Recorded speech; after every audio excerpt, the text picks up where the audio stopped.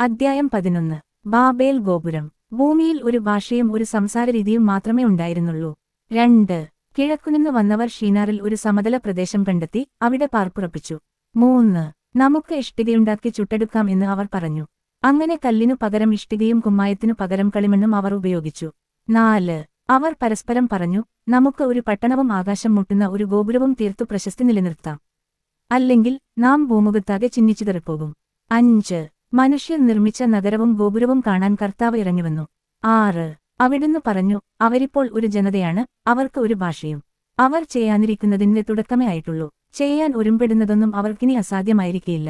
7 നമുക്ക് ഇറങ്ങിച്ചെന്ന് അവരുടെ ഭാഷ പരസ്പരം ഗ്രഹിക്കാനാവാത്തവിധം ഭിന്നിപ്പിക്കാം. 8 അങ്ങനെ കർത്താവ് അവരെ ഭൂമുഖത്തെല്ലാം ചിതറിച്ചു. അവർ പട്ടണം പണി ഉപേക്ഷിച്ചു. 9 അതുകൊണ്ടാണ് ആ സ്ഥലത്തിനു ബാബേൽ എന്നു പേരുണ്ടായത്. അവിടെ വെച്ചാണ് കർത്താവ് ഭൂമിയിലെ ഭാഷ ഭിന്നിപ്പിച്ചതും അവരെ നാടാകെ ചിതറിച്ചതും. ഷേം മുതൽ അബ്രാം വരെ. 10 ഷേമിന്റെ വംശാവലി. ഷേമിനു 100 വയസ്സായപ്പോൾ അർപ്പക്ഷാദ് ജനിച്ചു. 11 ജലപ്രളയം കഴിഞ്ഞ 2ാം വർഷമായിരുന്നു അത്. അർപ്പക്ഷാദിന്റെ ജനനത്തിനുശേഷം ഷേം 500 വർഷം ജീവിച്ചു. അവനു വേറെയും പുത്രന്മാരും പുത്രിമാരും ഉണ്ടായി. 12 35 വയസ്സായപ്പോൾ അർപ്പക്ഷാദിനു ഷേലാഹ് ജനിച്ചു. 13 ഷേലാഹിന്റെ ജനനത്തിനുശേഷം അർപ്പക്ഷാദ് 403 വർഷം ജീവിച്ചു.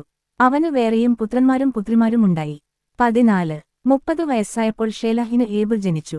15 ഏബർ ജനിച്ചതിനു ശേഷം 403 വർഷം ഷേലാഹ് ജീവിച്ചു. അവനു വേറെയും പുത്രന്മാരും പുത്രിമാരും ഉണ്ടായി. 16 34 വയസ്സായപ്പോൾ ഏബ്രിനു പേലെഗ് ജനിച്ചു. 17 പേലെഗിനേറെ ജനനത്തിനുശേഷം ഏബർ 430 വർഷം ജീവിച്ചു. അവനു വേറെയും പുത്രന്മാരും പുത്രിമാരും ഉണ്ടായി. 18 30 വയസ്സായപ്പോൾ പേലെഗിനു റവു ജനിച്ചു. 19 റെവുവിന്റെ ജനനത്തിനു ശേഷം പേലെഗ് 209 വർഷം ജീവിച്ചു. അവനു വേറെയും പുത്രന്മാരും പുത്രിമാരും ഉണ്ടായി. 20 32 വയസ്സായപ്പോൾ റെവുവിനു സെരൂഗ് ജനിച്ചു. 21 സെരൂഗിന്റെ ജനനത്തിനുശേഷം റെവു 207 വർഷം ജീവിച്ചു.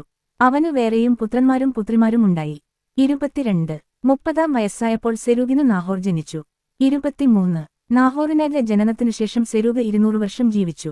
അവനു വേറെയും പുത്രന്മാരും പുത്രിമാരും ഉണ്ടായി. 24 29 വയസ്സായപ്പോൾ നാഹോറിനു തേരാഹ് ജനിച്ചു. 25 തേരാഹിന്റെ ജനനത്തിനുശേഷം നാഹോർ 119 വർഷം ജീവിച്ചു. അവനു വേറെയും പുത്രന്മാരും പുത്രിമാരും ഉണ്ടായി. 26 70 വയസ്സെത്തിയതിനു ശേഷം തേരാഹിന് അബ്രാം, നാഹോർ, ഹാരാൻ എന്നീ പുത്രന്മാർ ജനിച്ചു. 27 തേരാഹിൻ പിന്മുറക്കാർ ഇവരാണ്. തേരാഹിന്റെ പുത്രന്മാരാണ് അബ്രാമും നാഹോറും ഹാരാനും. ഹാരാന്റെ പുത്രനാണ് ലോത്ത്. 28 തന്റെ പിതാവായ തേരാഹ് മരിക്കുന്നതിനു മുമ്പ് ഹാരാൻ ജന്മനാടായ കൽദായരുടെ ഊറിൽ വെച്ച് ചരമമടഞ്ഞു.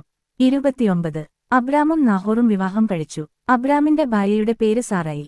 നാഹോറിന്റെ ഭാര്യയുടെ പേര് മിൽക്ക. അവൾ മിൽക്കായുടെയും ഇസ്കയുടെയും പിതാവായ ഹാരാന്റെ മകളാണ്. 30 സാറായി വന്ധ്യയായിരുന്നു. അവൾക്കു മക്കളുണ്ടായില്ല. 31 തേരാഹ് കൽദായരുടെ ഊറിൽ നിന്നു കാനാൻ ദേശത്തേക്ക് യാത്ര പുറപ്പെട്ടു. മകൻ അബ്രാമിനെയും പേരക്കിടാവും ഹാരാന്റെ മകനുമായ ലോത്തിനെയും അബ്രാമിന്റെ ഭാര്യയും തന്റെ മരുമകളുമായ സാറായെയും അവൻ കൂടെ കൊണ്ടുപോയി. അവർ ഹാരാനിലെത്തി അവിടെ വാസമുറപ്പിച്ചു. 32 തേരാഹ് 205 വർഷം ജീവിച്ചിരുന്നു. അവൻ ഹാരാനിൽ വെച്ചു